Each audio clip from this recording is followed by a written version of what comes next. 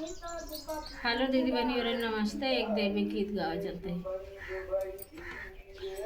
जियरा आनंद होई जाय हो जहाँ उतरे भवानी। जियरा आनंद होई जाय हो जहाँ उतरे भवानी। जियरा आनंद होई जाय हो जहाँ उतरे भवानी। नाम रे मैया के महला दो महला। नाम रे मैया के महला दो महला।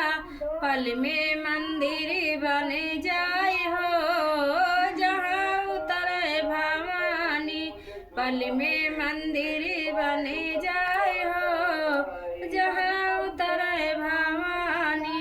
जियरा आनंद होई जाय हो जहाँ उतरे भवानी।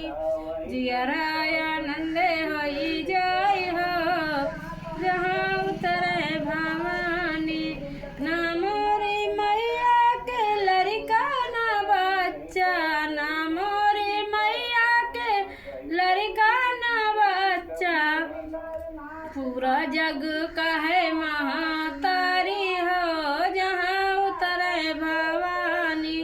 पूरा जग कहे महातारी हो जहाँ उतरे भवानी। जियरा आनंद होई जाय हो जहाँ उतरे भवानी। जियरा आनंद होई जाय हो जहाँ उतरे भवानी। नाम रे मैया के बागा बगैचा। नाम रे मैया के बागा बगैचा।